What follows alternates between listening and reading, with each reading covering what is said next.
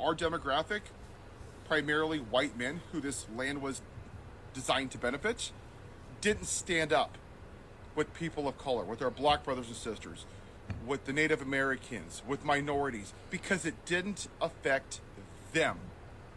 That's why we're here. There is the class war, eat the rich, yes. This is about the original sin of this country.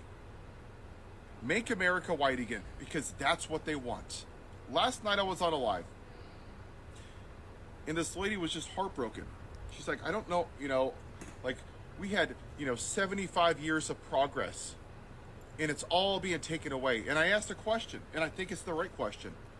Was it progress, or was it just suppressed?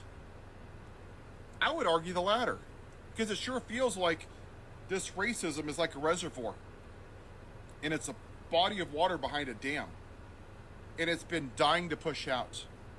And that's what this Klan leader is in the White House. He is that outlet for the dam. He unleashed it. It was there. Our neighbors, our friends, our family, they were always racist. He just said, hey, little Billy, hey, it's okay. Don't hide anymore. Take off your white hoods. Don't hide your face. Do it in public. Who were they going after? The racially profiling people. DEI, CRT, equality, Charlie Kirk, the white supremacist. Hey, if the pilot's black, do I know that they're qualified? Has he ever said that about a white pilot? Of course not. Who did they pick? The most unqualified, bumbling idiot. A convicted felon, caused an insurrection, cheats on his wives, sexual abuse. But hey, you know what? He's white. So when you see a lot of these evangelicals, because I see a lot of them in my family, middle-aged white, praise Jesus, praise Jesus. Yeah, you think Jesus wants a man like this? You think he's a great reflection? No. I'm going to tell you why they support him. Because they view, when you hear the phrase nuclear family or traditional family values or Christian nation, when was this a Christian nation again? I'm sorry, because I haven't heard one thing. It was founded by founding fathers that owned slaves. They owned goddamn black people like cattle. Yeah, praise Jesus, right? Black people were worth 3/5 of a person. Praise Jesus. Only 21-year-old white men had rights in this country. Praise Jesus. Such a Christian nation. Every atrocity in this country and across the world has been done by a person with religion who has weaponized religion to push the white supremacy. Oh, fuck that religion shit. That's it. Look at the Catholic Church. How many young men have been affected? And none of you Catholics stood up. You still go to church and give your tithes while they pay out billions of dollars in civil lawsuits because it didn't affect you, so you don't give a damn. Look at the Baptist Church. Decades they covered up the mistreatment of women. It's gross. And you still went to church and praise Jesus. Look at all the pastors right now that are being arrested for doing inappropriate things with people underage. Praise Jesus, right? But then you hear Bishop Boudet. Kindness, compassion, empathy. Nope, we don't want that. That's right, because you want to make America white again. You want Leave It to Beaver. You want a white kid in a white ice cream shop sitting next to a white cop being served by a white ice cream server. That's what you want. And for all of you middle-aged white people, you are scared to hell that that's going away. And when you hear Fox News, they have posted 244 pieces about trans people since February. Nothing about gun violence. Nothing about universal health care. Nothing about giving people a living wage. Actual policies that would make people's lives better. Because it questions their version of the traditional family. And when you hear that, let me be very clear what traditional family values means. It means white America. That's what it means. They want to put the 10 Commandments in Texas. They want to put Bibles in Tennessee. I'm a person of faith, and I have no right, zero, to push my religion or my faith on you. That's what free will is. See, and those white Christian nationalists, those white supremacists, they don't want free will.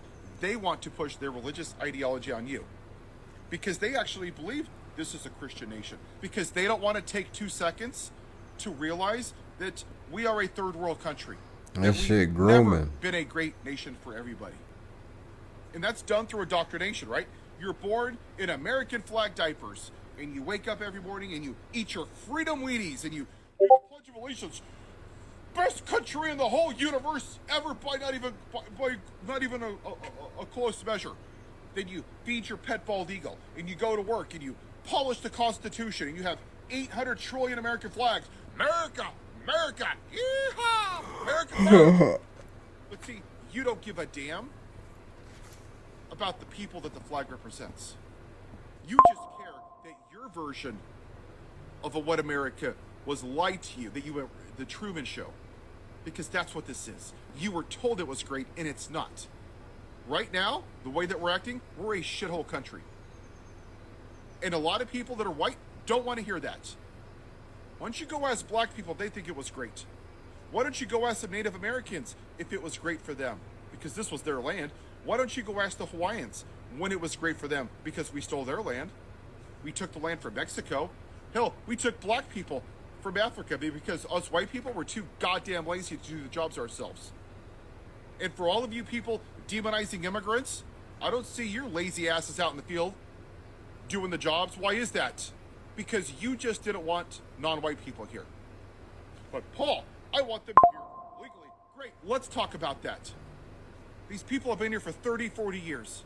The system is screwed up, yes. But you know what? They're not criminals. They pay their bills. They pay their taxes. They have a house. They own businesses. But you voted for a white man who's a convicted felon, who caused an insurrection, who makes fun of disabled people, who's so pitiful that he cheats on his wives, all three of them. 25 women he's assaulted. The guy wears orange makeup and diapers. If that's your guy, because he represents one thing: make America white again. And for a lot of you men, it's the toxic masculinity, right? You just can't admit that you've been lied to your whole life, that America has never been great for everybody. Sure, take out the bad parts. Take out Jim Crow and slavery and the unaliving of Native Americans and segregation and Black Wall Street. Sure, just take out the bad parts and just take the fraction where it's benefited white people. If we don't address this, and if people like me don't speak up like this, whether we like it or not, this is our mess. We created this. Think of it this way, and I'll leave you with this thought. I build a house, okay? This house is brand new. A black family moves into it, okay? Great, it's wonderful. It starts to get cracks in the walls and the ceilings, and it sags. They come in, they look at it, and they find out that the foundation is broken, okay? That it wasn't poured correctly. It wasn't meant to hold the weight of that house. It was designed poorly. Is it up to the homeowner to fix that house? No. It's up to the person that built the house. Us, white men, the only demographic that has never been oppressed, the demographic that it was designed to support.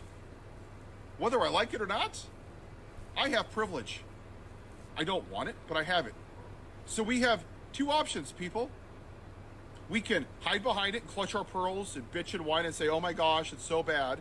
Or we can use it to stand up and do the right thing and to tear down the patriarchy. Because white supremacy, right now, the one good thing that came out of Harris losing was that now we're forced to address the ugliness and the darkness in this country, which is white supremacy.